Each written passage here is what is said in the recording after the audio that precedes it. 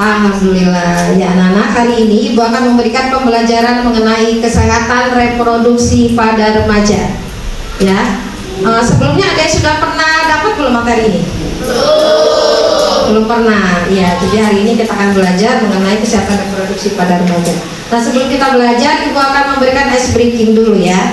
Nah, petunjuknya tepuk 2 kali, tepuk 3 kali, tepuk 4 kali, tepuk 5 kali, tepuk 6 kali. Ya, kalau kata Ibu tepuk 3 kali, 2 kali. Tepuk 3 kali. Ya, gitu ya. Ya, kita mulai ya. Tepuk 3 kali. Ya, tepuk 2 kali. Tepuk 3 kali. Ya, udah ya. Udah semangat semua? Udah.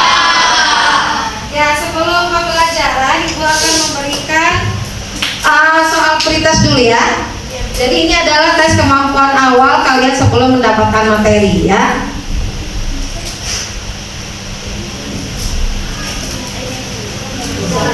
Ya, kalau sudah boleh dikumpul. Sekarang kita akan belajar. Ya, jadi materi kita adalah mengenai pendidikan kesehatan reproduksi pada remaja. Jadi tujuannya supaya kalian mengenal apa itu kesehatan reproduksi remaja dan kalian memahami ya mengenai kesehatan reproduksi remaja ya. Nah, yang pertama, siapakah remaja itu? Ya, jadi remaja itu adalah kelompok usia 10 sampai sebelum 18 tahun ya. Jadi kalian ini kelompok remaja bukan? Ya, jadi kalian ini adalah kelompok usia remaja karena usia kalian masih sekitar 12 sampai 13 ya. Jadi usia remaja itu adalah kelompok usia 10 sampai sebelum berusia 18 tahun. Itu menurut penjelasan pada pasal 50 ayat 2 Undang-Undang Nomor 17 Tahun 2023 tentang kesehatan ya.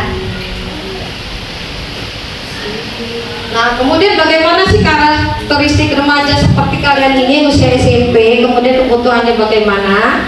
Nah, karakteristiknya pertama, kalian itu sudah mulai mampu berpikir abstrak ya, kemudian kritis dan analitis. Jadi kalian berpikirnya sudah kritis, makanya kalian kebutuhannya itu perlu difasilitasi dengan stimulus-stimulus yang tepat dan beragam supaya kalian bisa berkembang lebih optimal ya.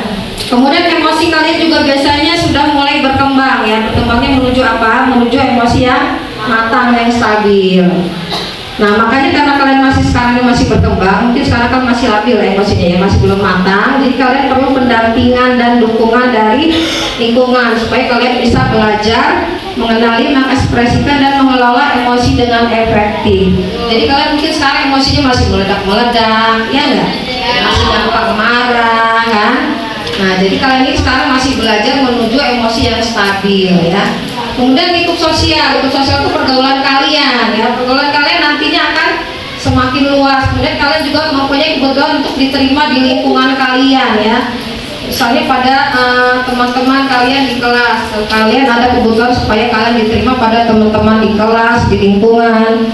Nah, makanya kalian perlu didampingi supaya bisa bersosialisasi dengan baik, bersosialisasi atau berhubungan dengan teman-teman kalian ya.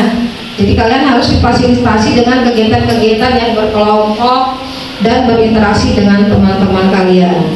Kemudian karakteristik lainnya apa? Fisik kalian sudah mulai tumbuh besar. Kenapa? Karena hormon-hormon dan organ kalian sudah mulai berkembang ya, menuju kedewasaan.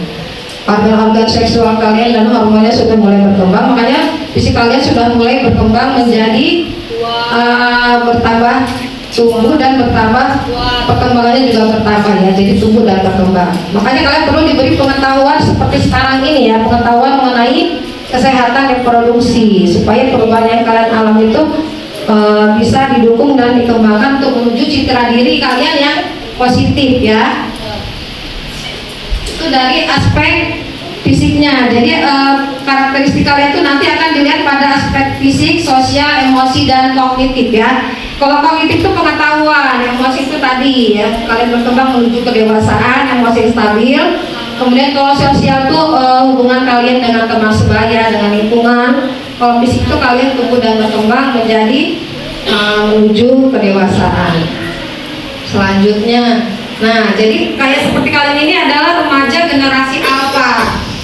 Ya, jadi ada generasi alpha, ada generasi beta. Kalau kayak kalian sekarang ini adalah generasi alpha. Karakteristiknya apa? Kalian lebih fasih teknologi. Kalian banyak pegang HP. Karena produksi remaja ini mungkin ada kita beranggapan hal yang tabu dan perlu dihindari ya. Tapi kalian harus tahu ya. Kalian harus memahami mengenai masalah kesehatan reproduksi remaja. Dan ini adalah hak kalian untuk mendapatkan materi ini ya. Jadi kalian harus mendapatkan pendidikan mengenai kesehatan reproduksi pada remaja. Apa masalah kesehatan pada remaja apa saja? Yang pertama kesehatan seksual dan reproduksi. Kesehatan seksual misalnya kayak dan reproduksi itu adalah misalnya pada pubertas, menstruasi, kemudian mimpi basah, kemudian kehamilan, kemudian perkawinan anak, perilaku seksual beresiko dan lain-lain. Kemudian yang kedua HIV/AIDS ya. Nah HIV/AIDS ini biasanya terjadi jika ada perilaku berisiko ya. Kemudian pada remaja dengan HIV, stigma dan diskriminasi dan lain-lain. Kemudian gizi, masalahnya adalah anemia. Anemia itu kurang darah, ya kurang HB ya rendah. Misalnya pada wanita, kalau wanita kan mengalami menstruasi ya, menstruasi. Jadi biasanya kalau pada wanita mengalami anemia, makanya perlu minum obat tablet tambah darah ya kalau habis menstruasi. Kemudian pola makan, kemudian menu makanan dan lain-lain. Itu masalah gizi pada remaja. Kemudian perilaku adiktif. Perilaku adiktif ini perilaku tambahan, misalnya merokok, alkohol, penyalahgunaan narkoba, game online dan lain-lain. Nah ini perilaku yang tidak baik ya, yang gue sebutkan barusan. Kemudian kekerasan dan cedera, misalnya masalahnya adalah bullying. Kadang-kadang kalau remaja sekarang ini banyak ya bullying. Kemudian perkelahian, tawuran, kecelakaan lalu lintas dan lain-lain. Kemudian yang keenam adalah kesehatan mental.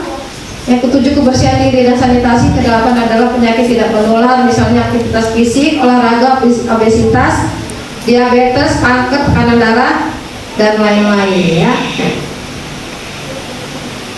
Selanjutnya, nah apa sih kesehatan reproduksi itu? Jadi menurut International Conference on Population and Development dan Undang-Undang Kesehatan Nomor 36 Tahun 2009, kesehatan reproduksi itu adalah keadaan sehat secara fisik, mental, dan sosial secara utuh, tidak semata-mata bebas dari penyakit atau kecacatan yang berkaitan dengan sistem, fungsi, dan proses reproduksi pada laki-laki dan perempuan ya. Jadi kesehatan reproduksi itu bukan hanya kesehatan yang berkaitan dengan proses reproduksi saja ya, tidak ya. Jadi itu juga berkaitan dengan keadaan sehat pada fisik, mental, dan sosial kalian ya. Fisik itu misalnya tubuh kalian sehat, cukup usia, kuat merawat anak. Kemudian kalau mental itu konsep diri kalian, konsep dirinya harus positif. Kemudian emosi kalian harus baik pengelolaannya. Kalau sosial itu relasi kalian atau hubungan kalian dengan teman, dengan lingkungan, dengan orang keluarga gitu ya. Nah ini adalah upaya kesehatan reproduksi remaja. Itu adalah upaya kesehatan yang dilakukan agar remaja terbebas dari gangguan kesehatan yang dapat menghambat kemampuan menjalani kehidupan reproduksi secara sehat. Ya, itu pengertian upaya kesehatan reproduksi remaja. Nah jadi kalian ini adalah anak-anak, kalian punya hak ya. Jadi pemenuhan hak anak itu adalah bagian dari tugas orang dewasa di sekitarnya, misalnya orang tua dan guru ya. Jadi pendidikan kesehatan reproduksi ini adalah pemenuhan hak dari kalian, hak reproduksi dan hak anak. Nah coba ini kalian isi. Menurut kalian kalau remaja boleh menggunakan sosial media untuk mengekspresikan diri ini masuk kemana? Masuk hak anak apa kesehatan reproduksi? Keduanya? Hak anak. Iya betul. Yang kedua, tidak boleh ada remaja yang dipaksa menikah oleh orang tuanya. Reproduksi. Hak kesehatan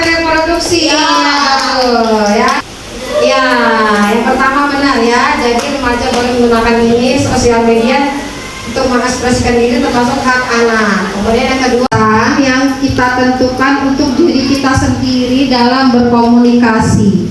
Kalian menjawab soal postesnya. Kalian